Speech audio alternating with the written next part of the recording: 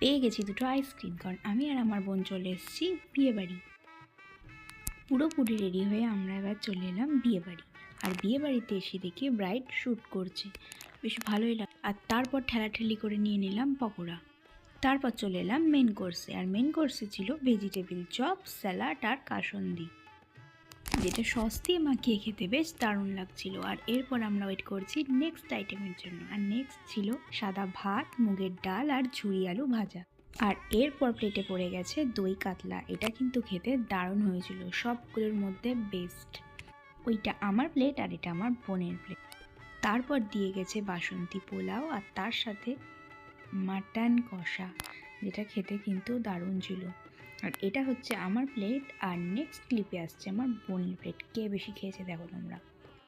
আরও সবসময় বাড়ি এসে এটাই বলে যে ও বেশি কিচ্ছু খায়নি, মানে ওকে বেশি কিছু দেওয়াই হয়নি। আর ওর এই মাটন খেতে খেতে আমাদের প্লেটে পড়ে গেছে এবার চাটনি, আর তার সাথে দিয়েছিল কালাকাঁদ আর রসগোল্লা, যেটা আমরা স্কিপ করেছি। আর এই যে আইস